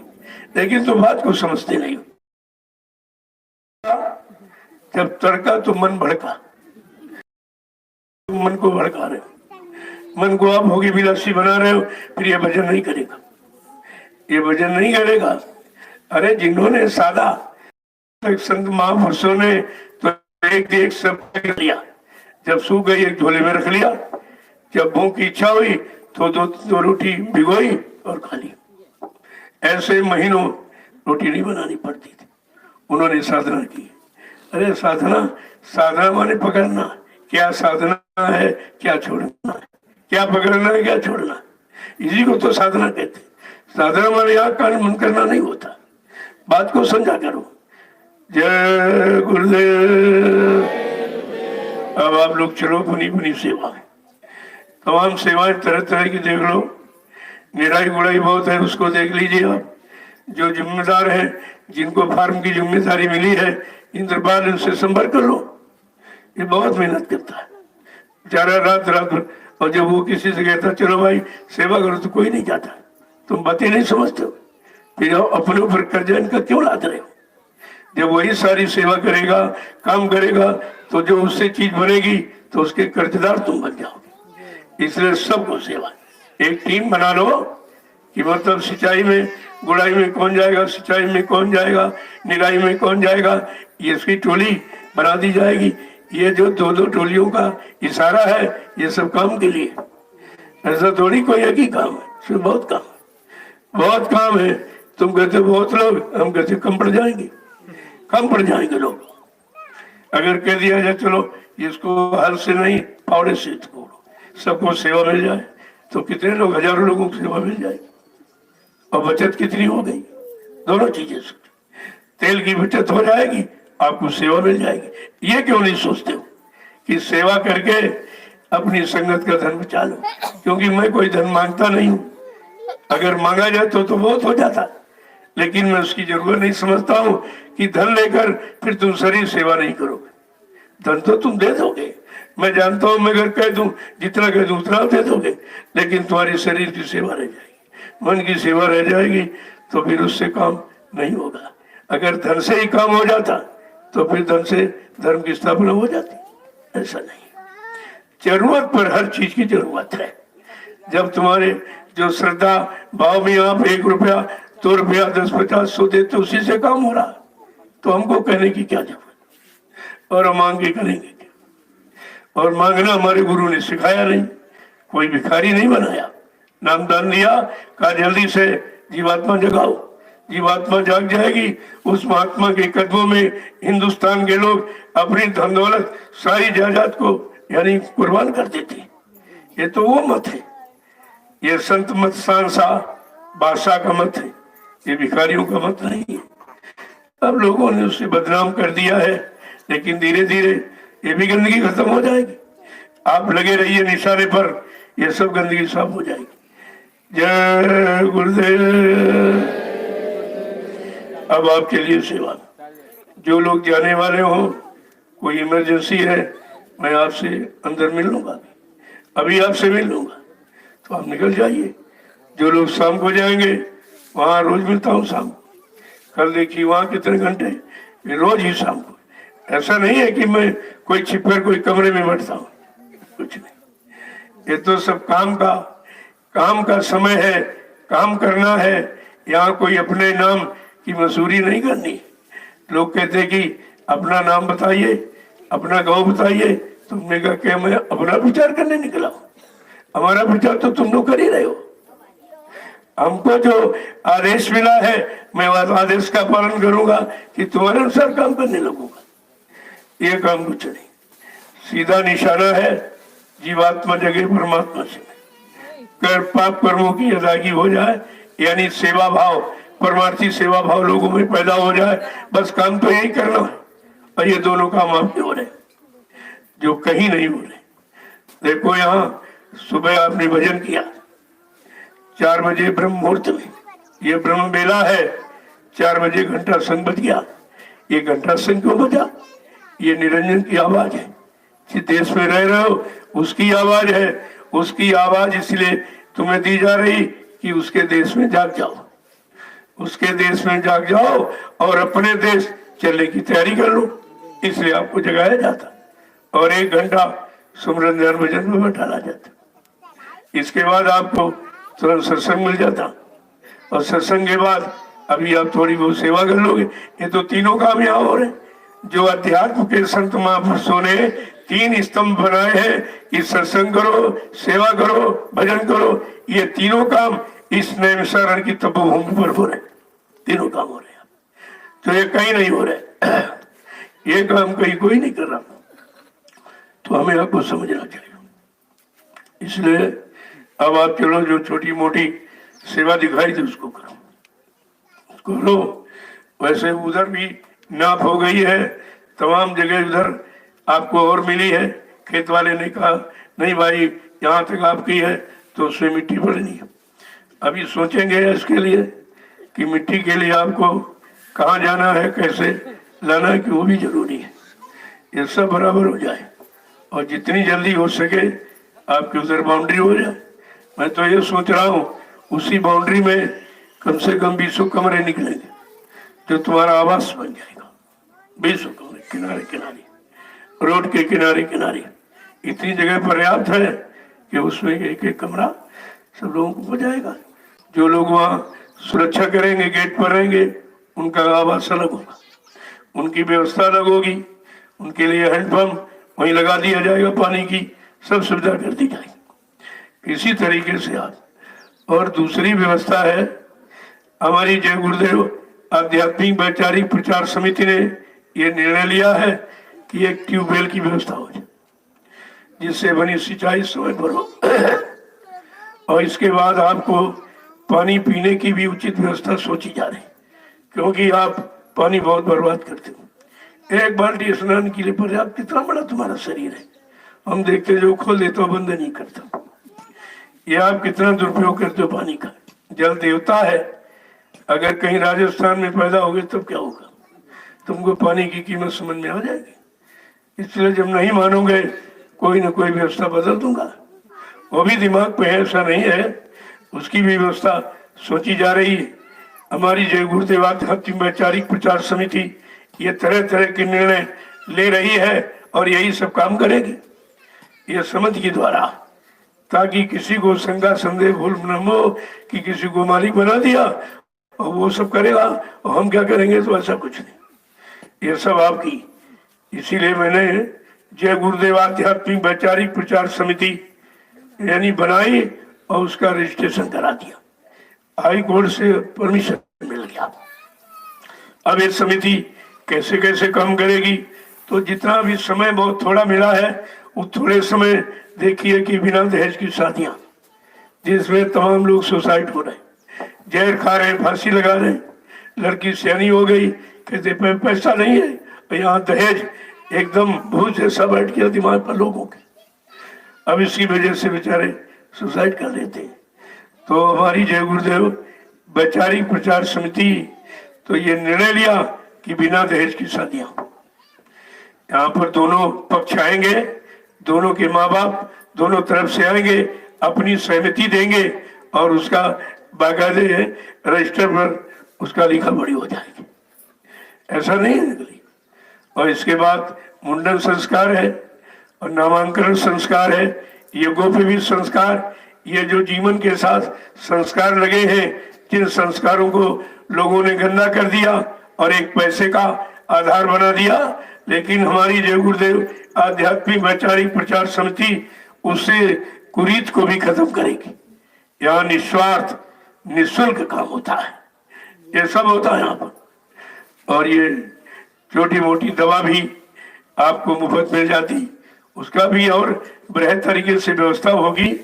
और एक विद्यालय का निर्माण जल्दी होगा, क्योंकि यहाँ आपके बच्चे हैं वो इधर उधर घूमते फिरते रहते हैं, वो तो सब खराब हो जाएंगे। सोसाइटी इतनी गंदी है, तो आश्रम में जब कोई विद्यालय हो जाएगा तब अच्छा रहेगा। उसका भी बहुत काम होने भी, ये तो छोटे मोटे इशारे मैंने आपको बताए, और आगे बड़े बड़े काम क्या होंगे ये गुरुदेव आध्यात्मिक वैचारिक प्रचार समिति ये सब काम करके दिखाए जी, जो हिंदुस्तान में कोई नहीं कर रहा। सब लोग जान जाएंगे सदगुरु धाम को, सदगुरु धाम का परिचय पहचान सबको हो जाएगी, क्योंकि ये सब काम निःशुल्क होगा। जो पैसा देकर भी आप नहीं करा पा रहे हो, या निःशुल्क होगा, तभी तो लोग महिमा समझेंगे। सतगुरु धाम की महिमा तभी समझ में आएगी, ऐसे थोड़ी आ जाएगी। तो इनकी भी इन बातों को भी आप समझिए, धीरे धीरे सारे देश में प्रसारण हो जाएगा, सब प्रेमी जान जाएंगे।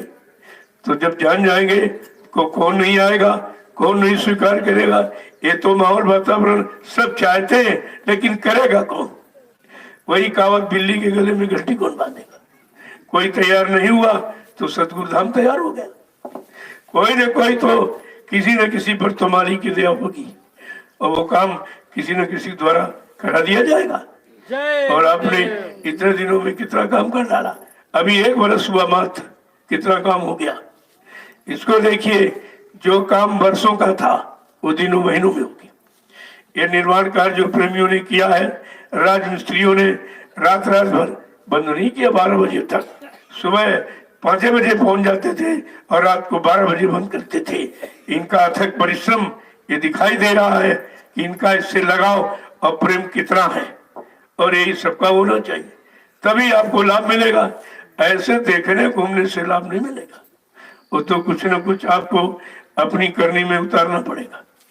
जय गुरुदेव, जय गुरुदेव। अब आप चलो अपनी अपनी सेवा। चौथी बात है भंडारा।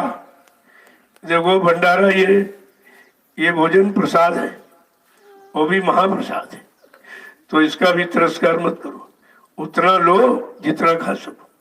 परोसने वाले भी ध्यान रखेंगे कि बच्चा है बूढ़ा जवान कैसा, उसी हिसाब से आप भोजन परोसेंगे और उसको खाएंगे। आप अगर बच गया नाली में फेंकोगे तो तुम्हारी दया उधर चलेगी, तुम्हारी से दया आदेश पालन नहीं करोगे, दया हट जाएगी। दया हट गई तो आपको कुछ नहीं मिलेगा, बस रोटी खाते रहोगे, और मतलब यानी वो जो लाभ मिलना चाहिए रोटी का वो आपको नहीं मिलेगा।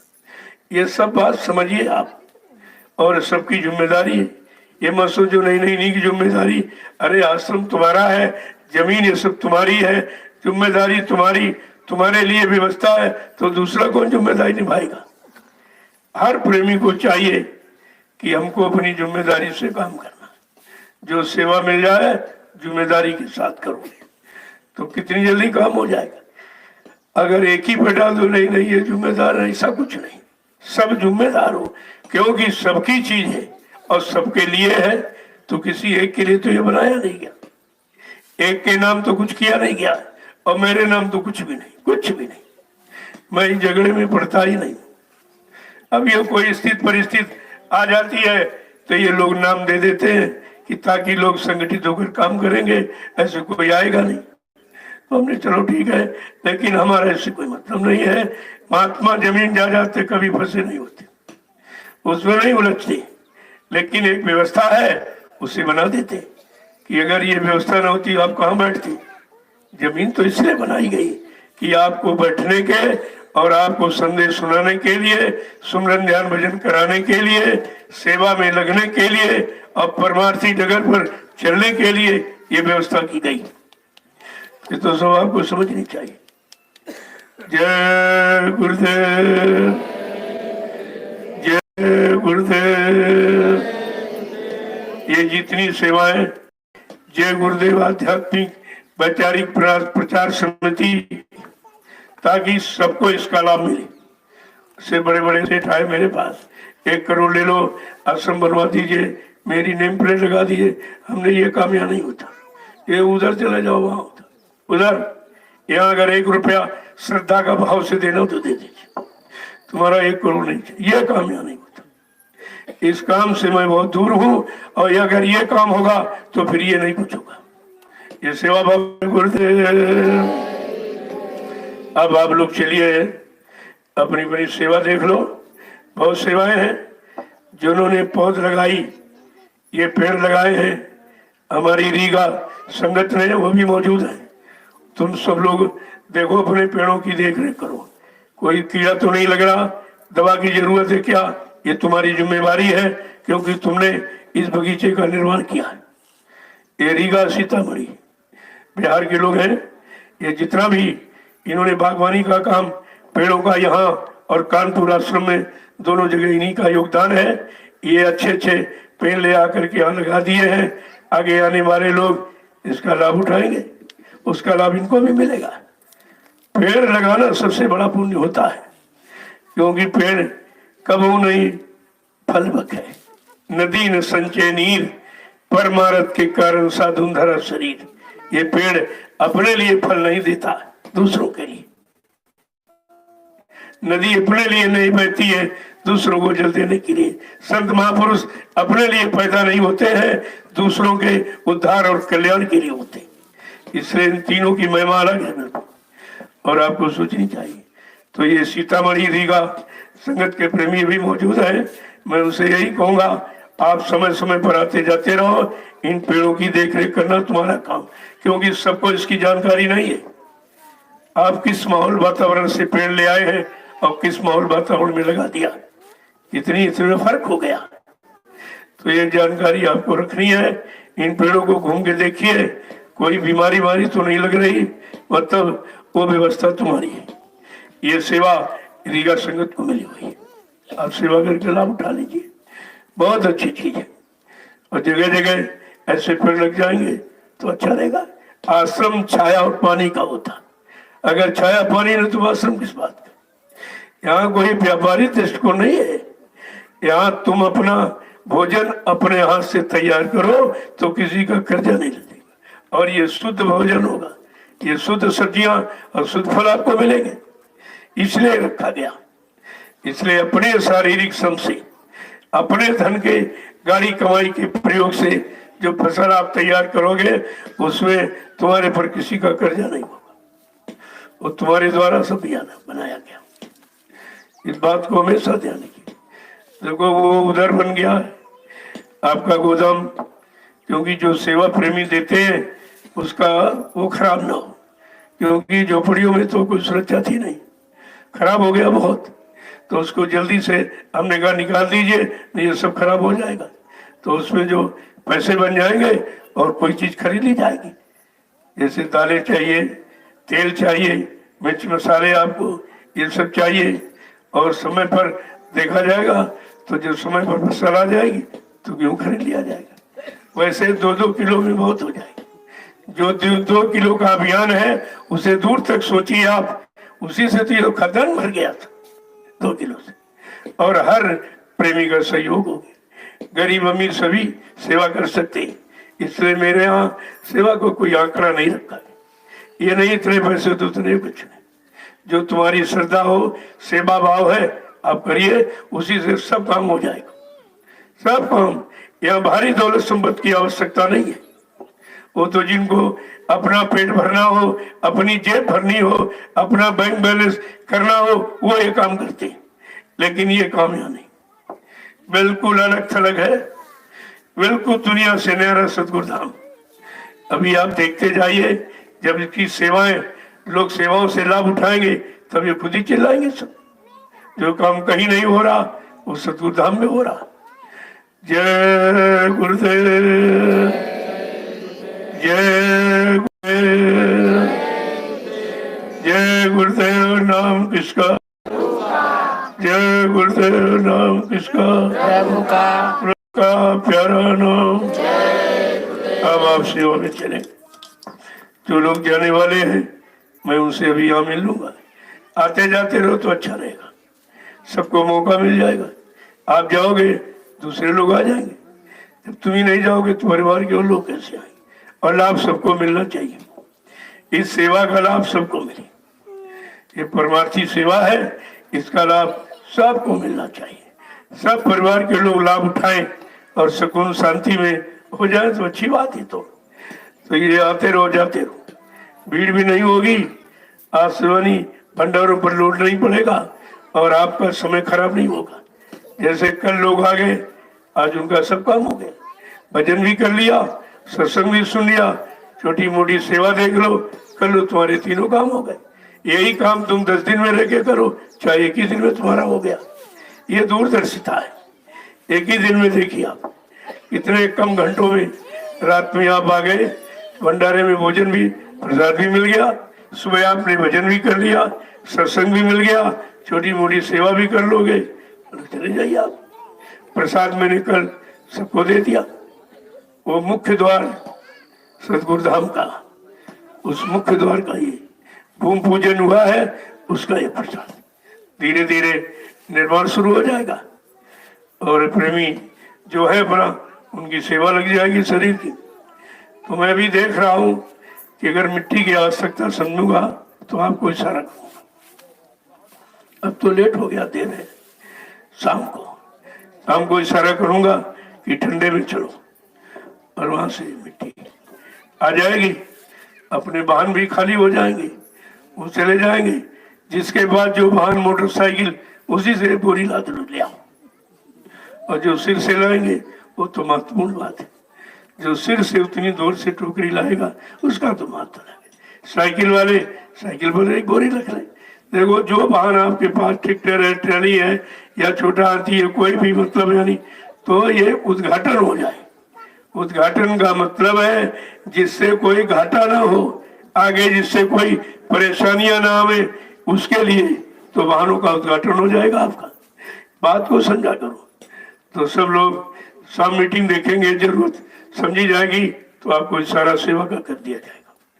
जय गुरुदेव, जय गुरुदेव, जय गुरुदेव। नाम किसका?